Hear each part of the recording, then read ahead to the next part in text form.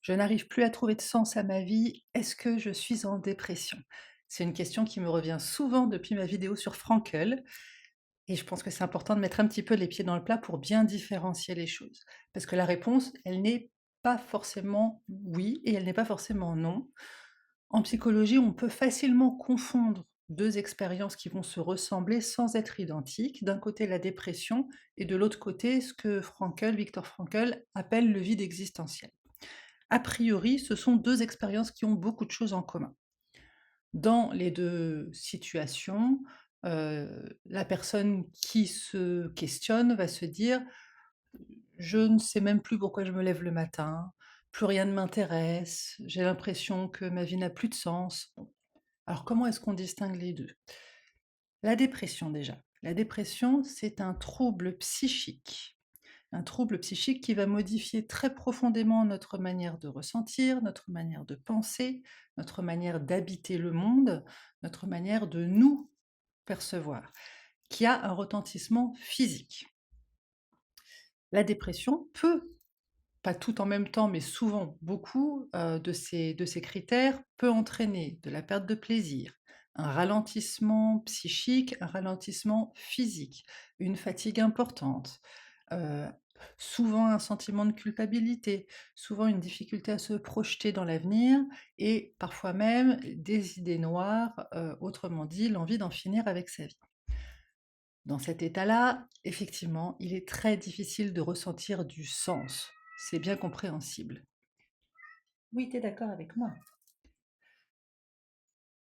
Donc je disais, quand on est en dépression, on ressent difficilement du sens, non pas parce que la vie serait dépourvue de sens, mais parce que la souffrance psychique est tellement envahissante, elle envahit tellement notre rapport à nous-mêmes et notre rapport au reste du monde et aux autres, que ça envahit aussi notre rapport à l'avenir. Autrement dit, quand on est en dépression, une des conséquences, ça peut être la perte de sens. C'est souvent la perte de sens, mais ce n'est pas forcément, obligatoirement lié.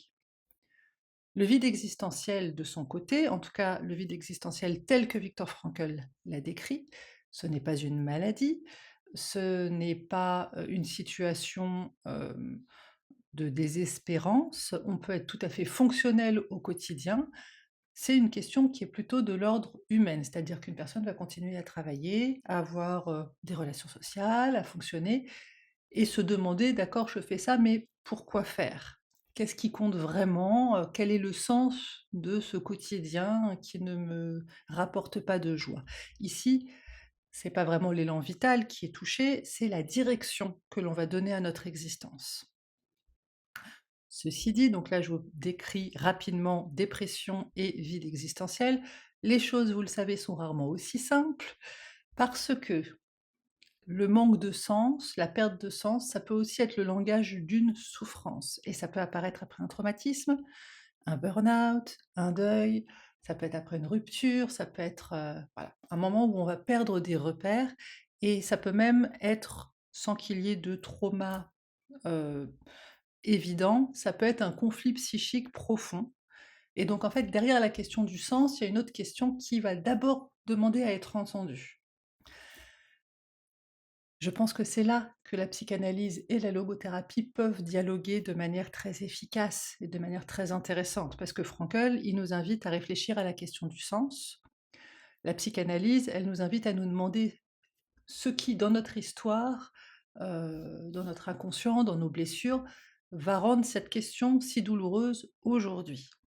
Or, voilà, ces deux manières de réfléchir, l'une ne remplace pas l'autre. Ça va être au contraire 2 dimensions différentes qui vont éclairer de manière différente la même expérience humaine. Donc quand quelqu'un, me dit, notamment lors de mes séances, «Je ne trouve plus de sens à ma vie», il est primordial que je ne me jette pas dans, tête perdue, comme on dit, que je ne me jette pas à corps perdu, tête la première dans une explication unique. Je ne cherche jamais à trouver une réponse trop vite. Je vais d'abord me demander: «Qu'est-ce qu'elle veut dire cette phrase pour cette personne?» Est-ce qu'on est en train de parler d'une dépression ou de syndrome dépressif? Est-ce qu'on est en train de parler d'un manque, heu, existentielle? Est-ce qu'on est en train de parler d'un trauma, d'un deuil? Est-ce qu'on est en train de parler d'une identité qui est à son point de bascule, une identité qui va vaciller? Parce que derrière cette même phrase, il peut y avoir des réalités psychiques très différentes et c'est pour ça que, je le répète encore et toujours à travers mes vidéos, c'est très important de ne jamais réduire la souffrance à une explication. Parce que si on se contente de mettre des pansements avec un seul angle de vue, on passe complètement à côté de la problématique profonde et on ne fait que répéter et déplacer le symptôme encore et toujours. N'hésitez pas si vous avez des questions et je suis toujours à votre disposition. Je vous lis systématiquement et je réponds dès que je peux. Bonne fin de journée, bye bye.